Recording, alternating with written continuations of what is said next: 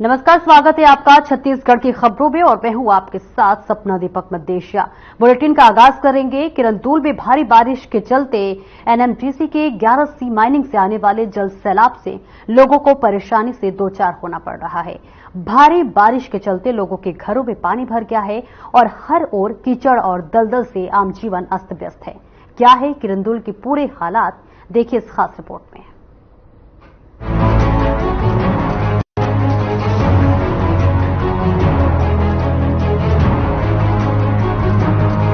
दंतेवाड़ा के किरंदुल में भारी बारिश के बाद एनएमडीसी 11C माइनिंग से आने वाले जल सैलाब से लोगों को परेशानी से दो चार होना पड़ रहा है। किरंदुल के हालात ऐसे हैं कि जैसे ही बारिश शुरू होती है तो लोगों को डर सताने लगता है कि क्या फिर से मौत का तांडव होगा। बारिश के चलते हर ओर कीचड़ बिखरा हुआ है। जनजीवन पूरी तरह अस्त व्यस्त हो चुका है। बता दें कि किरंदुल के एनएमडीसी 11C माइनिंग लगभग 2 किलोमीटर के क्षेत्र में फैला हुआ है। माइनिंग तीन तरफ ऊंची ऊंची पहाड़ों से घिरा हुआ है। किरंदुल की तरफ पहाड़ की ऊंचाई कम होने की वजह से माइनिंग के 2 से 3 किलोमीटर के क्षेत्र में होने वाली बारिश का पानी एकमात्र रास्ता किरंदुल की तरफ बना है, जिसके कारण माइनिंग में हो रहे बारिश का पानी किरंदुल में आ रहा है। हर खबर की टीम ने जब मौके का मुआयना किया तो पता चला कि हालात ऐसे हैं कि रहना तो छोड़िए, इन हालातों में कुछ देर रुकना भी मुश्किल है। तो वहीं इतनी बड़ी जल त्रासदी में नगरपालिका अध्यक्ष 11 दिनों में सिर्फ 3 से 4 दिन ही लोगों के बीच नजर आए। वहीं एनएमडीसी ने अपने 3 अधिकारियों ने मौके पर घरों की सफाई के लिए 150 कर्मचारी को लगा रखा है। अब देखना ये होगा कि इस तरह के हालातों से आम लोगों को कब छुटकारा मिलेगा और कब जनजीवन पटरी पर लौटेगा। आप देख सकते हैं हमारे पीछे नाला, एक तरफ काला पानी बहता हुआ, एक तरफ बिल्कुल साफ सुथरा पानी बहता हुआ।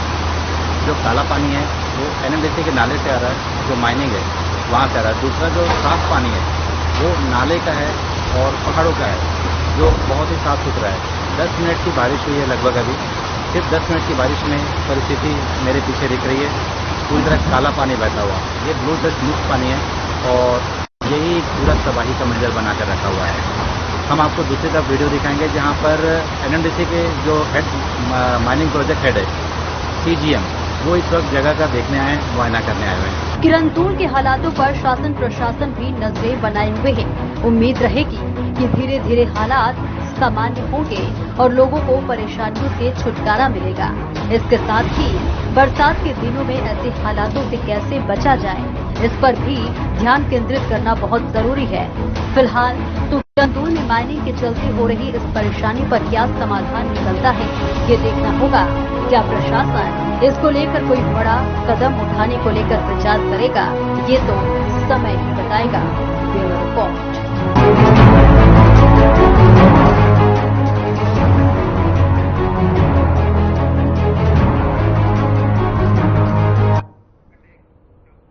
वहीं 25 जुलाई को एनआईए की टीम ने कलादास डहरिया के घर जामुल में छापेमारी की थी, जिसको लेकर कलादास डहरिया ने भिलाई के इंडियन कॉफी हाउस में प्रेस वार्ता कर सत्ताधारी पार्टी पर झूठे मामले में फंसाकर मजदूरों के हित में उठ रही आवाज को दबाने का प्रयास किए जाने का गंभीर आरोप लगाया। तो देखिए एनआईए की छापेमारी का पूरा मामला आपको बता रहे हैं, जहां पर बताते चले कि इसको लेकर कालादास ने अब इस पर आवाज उठाई है। 25 जुलाई का ये मामला बता रहे हैं, जहां एनआईए की टीम ने कालादास डहरिया के घर जामुल में छापेमारी की थी, जिसको लेकर कालादास डहरिया ने भी इस बात की जानकारी दी है। भिलाई के इंडियन कॉफी हाउस में प्रेस वार्ता कर महत्वपूर्ण जानकारी दी है। वही सत्ताधारी पार्टी पर झूठे मामले में फंसाकर मजदूरों के हित में उठ रही आवाज को दबाने का प्रयास किए जाने का गंभीर आरोप लगाया है। प्रेस वार्ता के दौरान ये सारी बातें कही गई हैं। सकता हूं कि उद्योगपतियों का हाथ है, खास तौर पे जो ये भिलाई स्टील प्लांट है उनका भी हाथ है, क्योंकि भिलाई स्टील प्लांट के मामले में मजदूरों के लिए हम बात करते हैं, ठेका मजदूरों के लिए, औद्योगिक क्षेत्र के मजदूरों के लिए अडानी का भी हाथ है, क्योंकि अडानी के साथ हमारा सीधी लड़ाई है एसीसी फैक्ट्री में। अभी एसीसी फैक्ट्री को अडानी ने लिया है, क्योंकि अभी मजदूरों का समझौता होने वाला है, जिसमें एक बात आप अच्छी तरीके से जान लो कि स्विट्जरलैंड पहले इस कंपनी को चलाती थी, उनके साथ समझौता हुआ था मजदूरों के लिए। प्रतिदिन 1200 रुपए आज मजदूरों को मिलता है। शायद अब 2024 नवंबर में समझौता होने वाला है। अब उस पैसे को अडानी नहीं देगा, वो बोलेगा 1200 नहीं मिलेगा, तुमको 300-400 रुपए में काम करना है तो करो।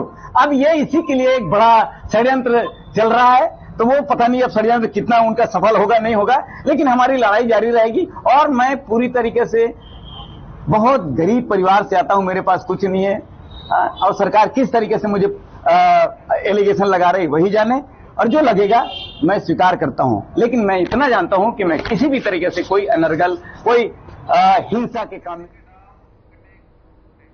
और वक्त हो चला एक छोटे से ब्रेक का, जल्द लौटते हैं।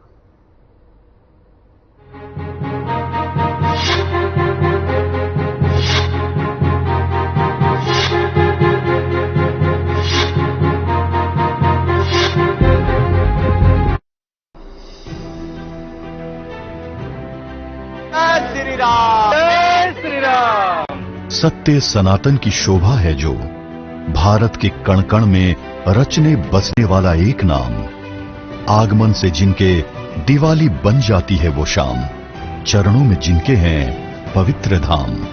हम सबके आराध्य मर्यादा पुरुषोत्तम प्रभु श्री राम। प्रभु श्री राम के दर्शन मात्र से ही धन्य हो जाता है जीवन, प्रफुल्लता और उमंग से भर जाता है तन मन। प्रभु के दर्शन की लालसा हर किसी को है, पर कुछ ही होते हैं जिनकी ये लालसा पूरी होती है। पर अब ऐसा नहीं है। छत्तीसगढ़ के दुलरवा बेटा मुख्यमंत्री श्री विष्णुदेव साय ने 2.5 करोड़ परिवारजनों को प्रभु के दर्शन कराने की जिम्मेदारी ली है। प्रधानमंत्री श्री नरेंद्र मोदी की गारंटी और अपने वादे के अनुरूप मुख्यमंत्री श्री विष्णुदेव साय ने छत्तीसगढ़ की जनता को दिया है श्री रामलला दर्शन योजना की पुनीत सौगात। 2.5 महीने के अल्प समय में ही पूरे होते वादों में से एक श्री रामलला के दर्शन का वादा भी हो रहा है पूरा। छत्तीसगढ़ शासन की श्री रामलला दर्शन योजना अंतर्गत प्रदेश के नागरिकों को निशुल्क अयोध्या राम मंदिर का दर्शन कराया जा रहा है। इसके लिए प्रदेश के अलग अलग स्थानों से आस्था स्पेशल ट्रेन के जरिए राम भक्तों को अयोध्या धाम भेजा जा रहा है। श्री रामलला दर्शन योजना के तहत छत्तीसगढ़ से अयोध्या जाने, वहां रहने की व्यवस्था, मंदिर दर्शन, नाश्ते और खाने की पूरी व्यवस्था की जा रही है। पूरी यात्रा के दौरान टूर एस्कॉर्ट, सुरक्षाकर्मी और चिकित्सकों के दल की भी व्यवस्था की गई है। मोदी की गारंटी और विष्णु का सुशासन, होंगे सभी को प्रभु श्री राम के दर्शन।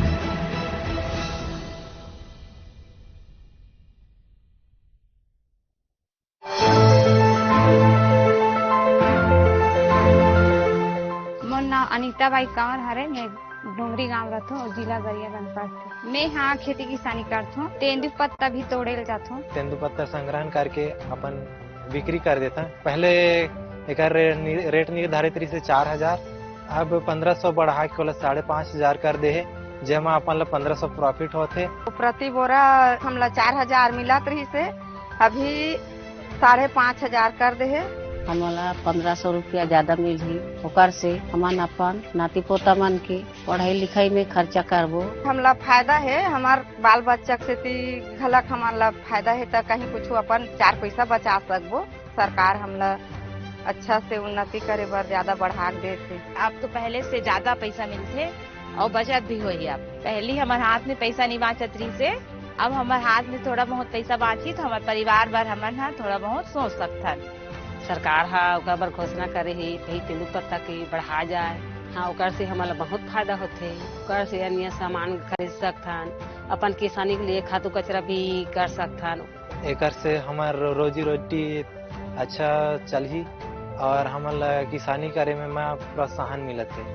ये विष्णुदेव सरकार के आए बाद में हो पैसे, एक लिए विष्णुदेव साय जी ला बहुत बहुत धन्यवाद और नरेंद्र मोदी जी ला भी बहुत बहुत धन्यवाद। हमारे बात का सचिव विष्णु सरकार है, तो लिए हमारा बहुत बहुत धन्यवाद। मुख्यमंत्री ला बहुत बहुत धन्यवाद है, हमारे बारे अच्छा से सोचे ही। एक लिए हमारे यहाँ मुख्यमंत्री विष्णुदेव साय ला बहुत बहुत धन्यवाद देते।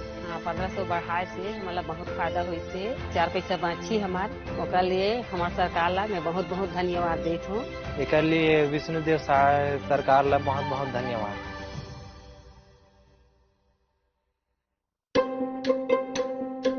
आया के कड़ा यार। आ गया घर बैठे, अब नो टेंशन, सीधा खाते में पेंशन, नॉन स्टॉप। फिर तो दौड़ेंगे ना अपने बूढ़े घुटने भी नॉन स्टॉप।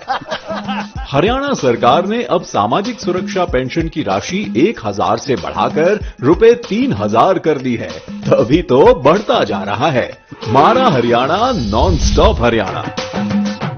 हम हरियाणवी अब बिना खर्ची बिना पर्ची सरकारी नौकरी पाते हैं। हमारा हरियाणा, नॉन स्टॉप हरियाणा। नमस्कार, मैं अनिल सोनकर। छत्तीसगढ़ में जैसा कि आप सभी को पता है, सम्मानीय हमारे मुख्यमंत्री विष्णुदेव साय जी का सरकार, ट्रांसपेरेंसी सी सरकार आ चुकी है। जब से विष्णुदेव साय जी की सरकार आई है, तब से मुझे ऐसा लगता है इस प्रदेश में भ्रष्टाचार अधिकारियों का एक अंकुश सा लग गया है। यहाँ पर पिछले 5 सालों में भ्रष्टाचार गतिविधियां बढ़ी है, जिससे कि विष्णुदेव साय जी की सरकार ने आधुनिक तकनीकी रूप को अपनाते हुए हर प्रक्रिया को ऑनलाइन करने, जहां तक संभव हो ऑनलाइन करने का निर्णय लिया है। ऑनलाइन में सबसे बड़ी सुविधा होती है कि पब्लिक को परेशान नहीं होना पड़ता, अधिकारियों के पास नहीं जाना पड़ता, इससे रिश्वतखोरी और दूसरे तरह के काम में अंकुश लगती है। ऑनलाइन परमिट से यह होगा कि पारदर्शिता रहेगी। जो भी ऑनलाइन इसके परिवहन के ठेके होंगे सब ऑनलाइन रहेगा। उसमें साफ साफ दिखेगा कि किस परिवहन को कंपनी को यह ठेका मिला है, तो उससे परिवहन की जो पारदर्शिता साफ रहेगी और इससे अवैध कोयला की जो कालाबाजारी होती थी उस पर पूर्णतः रोक लग जाएगी। यहाँ पर भ्रष्टाचारियों को नकेल को कसने के लिए जो नए सिस्टम जो लागू हुए हैं उनका पूरा समायोजन करके भ्रष्टाचारियों के गिरेबान तक जाकर उनका गिरेबान पकड़कर उनको सजा देने के लिए एक एक दिन के लिए भी उनको चैन से रहने नहीं दिया जाएगा। और इस सरकार में पूर्व में जितने भी भ्रष्टाचार हुए हैं उनका एक एक चीज को निकालकर उन्हें जेल के पीछे पहुंचाने की ये सरकार वचनबद्ध है, जिसके लिए हम सभी विष्णुदेव सरकार को बहुत बहुत धन्यवाद ज्ञापित करते हैं। विष्णुदेव जी को और मोदी जी को इसके लिए बहुत बहुत धन्यवाद करते हैं। इसलिए मैं विष्णुदेव साय जी सरकार जी का धन्यवाद देता हूं और वह छत्तीसगढ़ के प्रदेश की जनता के लिए, हित के लिए काम कर रहे हैं।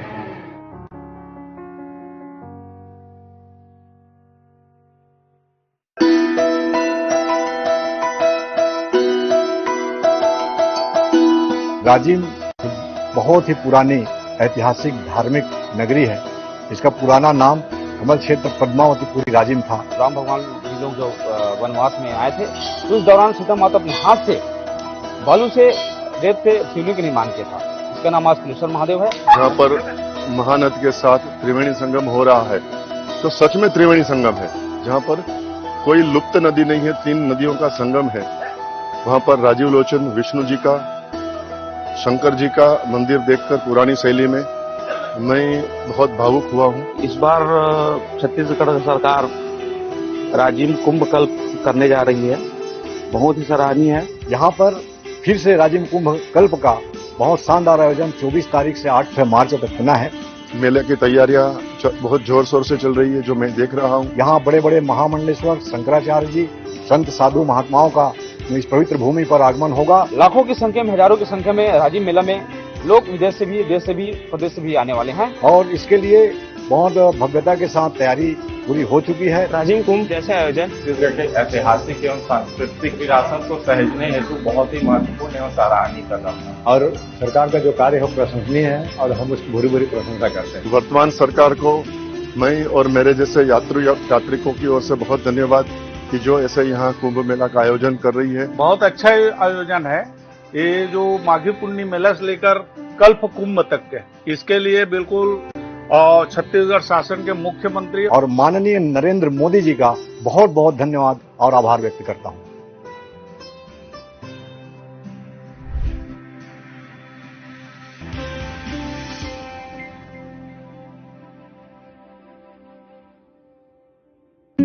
Hey mom, hey, look, I can download a song really fast. I can make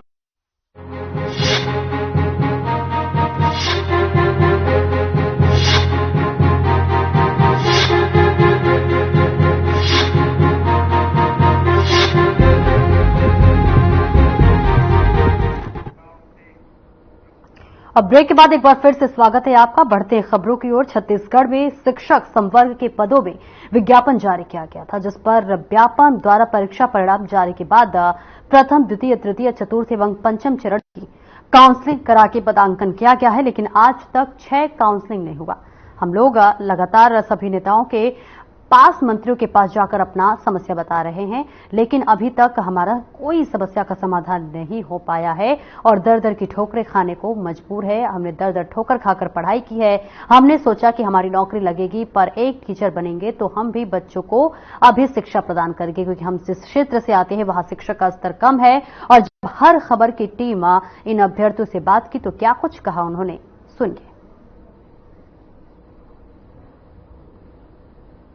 फिर से शिक्षक भर्ती की जो लिस्ट थी, जो पहला लिस्ट जैसे ही 5वां लिस्ट निकला, 6वां लिस्ट के लिए जो लोग परेशान हो रहे थे, जो शिक्षार्थी हैं जो पद के लिए भरे थे, वो लोग हमारे साथ मौजूद हैं। क्या इसी तरीके से वो लोग आश्वासन में काम करेंगे कि लगातार वे लोगों को कहीं जॉब का जो निशाना है वो देखने के लिए मिलेगा? जिस तरीके से अगर हम बात करते हैं तो ये छत्तीसगढ़ के सभी जिलों से आते हैं और जहां समस्या की बात करें, आज शिक्षा के क्षेत्र में जिस बढ़ोतरी की बात कर रहे हैं वो बढ़ोतरी कहीं नजर नहीं आ रहा है। जैसे अगर हम बात करते हैं सरगुजा या फिर बस्तर की, तो उन क्षेत्रों में भी आप शिक्षा की जो मात्रा देख रहे हैं जिसमें बढ़ोतरी की बात कही जा रही है, कई ऐसे जगह पे भी टीचर अवेलेबल नहीं है जहाँ पे जिन बच्चों को जिन शिक्षा देना चाहिए वो शिक्षक वहाँ पे मौजूद नहीं रहता। लेकिन देखना होगा जिस तरीके से बात कर रहे हैं, क्योंकि पिछली बार भी हमने उनसे बात किए थे, वहाँ पे भी उन्हीं लोग यही कहा गया था। आज भी अगर 1000 भर्ती, जो 1000 भर्ती पद खाली है, तो उनमें इनको क्यों नहीं दिया जा रहा है?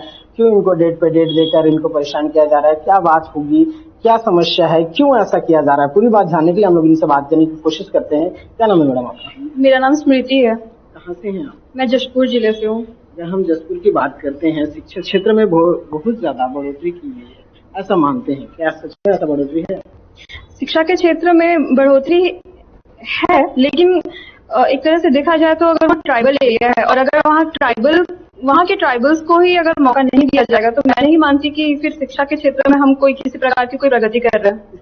यानी उम्मीद ही पूरा जीवन फीका है, ऐसा उनका मानना है। लेकिन जिस तरीके से अगर हम बात करते हैं इन लोगों की जो बैठे हैं, जिस तरीके से समस्या झेल रहे हैं, यानी सूबे से इधर कभी कार्यरत है, ये रायपुर है, रायपुर यानी कि ये जिला राजधानी है, यहाँ मुख्यालय है, यहीं पे सारे मंत्रिमंडल मौजूद रहते हैं। उसी के लिए लोग दूर दूर से यहाँ पे पहुंचते हैं। देखना होगा कि जिस तरीके से अगर यहाँ पे कोई कार्य करना है तो 2 दिन पहले ही सूचित किया जाएगा।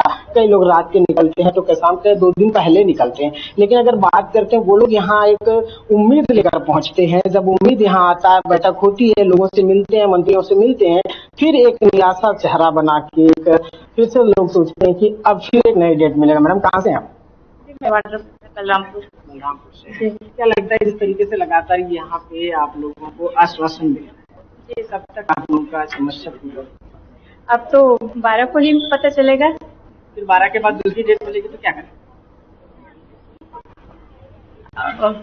फिर से आएंगे, क्या करेंगे? मैं बिलासपुर से हूँ सर। जिस तरीके से आप लोगों को लगातार उम्मीद लेकर पहुँचते हो, फिर से निराशा आप लोगों को मिलता है जी, तो इस तरीके की अगर समस्या आप लोगों के पास लगातार? सर हम इसी तरह निरंतर प्रयास करते रहेंगे जब तक काउंसलिंग की प्रक्रिया पूरी नहीं हो जाती तब तक। अगर हम बात करते हैं कि 5वां लिस्ट तक कोई समस्या नजर नहीं है जी, जैसे ही 6वां लिस्ट की बारी आती है जी, तो ऐसे समस्याएं क्यों आदिवासी लोगों को परेशानी झेलना पड़ता है? अब सर ये अधिकारी ही बता सकते हैं सर। क्या आप लोग इतने मंत्रियों से मिले हैं जी, क्या कभी आपने ये सवाल किया क्यों हमें इतना परेशानी कर रहे हो, या कोई और डिग्री मांग रहे हैं? जी नहीं सर, ऐसा कोई बात नहीं है, पर प्रक्रिया 5वीं लिस्ट के बाद ही रोक दी गई है और इसमें ज्यादातर नुकसान हो रहा है हम ST/SC कैटेगरी वालों को। तो यही कोशिश है कि यहाँ से काउंसलिंग की प्रक्रिया पूरी कराया जाए और जितने भी बचे हैं ST/SC के वो सभी नियुक्ति दिया जाए। की छत्तीसगढ़ की यहाँ पे स्थानीय भर्ती को लेकर भी कई प्रकार के मुद्दे सामने आए हैं, वहाँ पे भी लोग परेशान थे। लेकिन अगर हम बात करें तो आप जरा देखिए, दिव्यांगों का पहला प्राथमिकता दिया जाता है, वो यहाँ पे मौजूद है। क्या सच में उनको भी ऐसा समझ है? क्या नाम लिखे हैं? निरुपमा वर्मा जी। ये जिस तरीके से आप परेशानी दे रहे हैं, 6वां लिस्ट की बात कर रहे हैं जी, लेकिन हम लोग जैसे मुख्यमंत्री बने हैं वो दिव्यांगों को पहला प्राथमिकता का सवाल नहीं है। आयोग का काम करने के जो तरीके हैं, आयोग में अभी लंबित अनुसूचित जनजाति आयोग ने उनको पुनः दिनांक 12/8/2024 का तारीख दिया है और अगली तारीख में समस्त दस्तावेज के साथ जो काउंसलिंग की प्रक्रिया भी अधूरी रह गई है, जिसके लिए लोक शिक्षण संचालनालय ने पत्र लिखा है अपने उच्चस्थ अधिकारी को और छत्तीसगढ़ शासन शिक्षा विभाग को कि उसकी काउंसलिंग का जो टाइम है 6 महीना बढ़ाई है।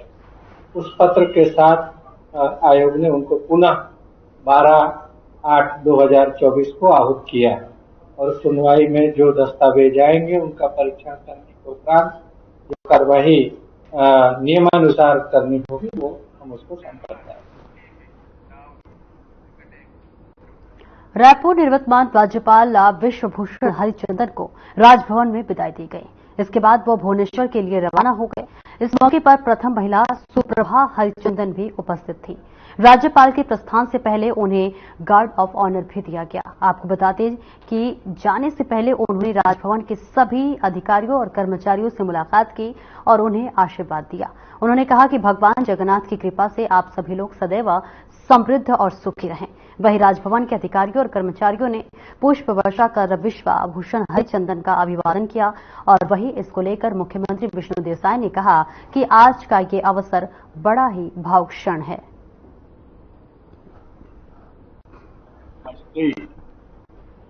During this short period in Chhattisgarh was quite pleasant.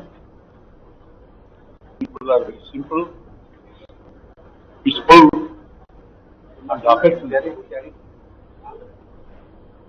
And this is a beautiful land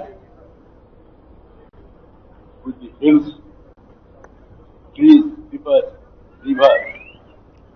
and with all the natural beauties. It's enjoyed. And so far government is concerned, it is rich in mineral resources. आज का ये अवसर बड़ा भावुक क्षण है, जिनका पिछले 7 महीना हम लोगों को आशीर्वाद मिलता रहा, मार्गदर्शन मिलता रहा, जिनके मार्गदर्शन में छत्तीसगढ़ बहुत तेजी से विकास किया। ऐसे गवर्नर विश्वभूषण श्री हरिचंदन जी का कार्यकाल पूरा होने के बाद आज उनका और इस बुलेटिन में इतना ही। खबरों का सिलसिला आगे भी जारी रहेगा। नमस्कार।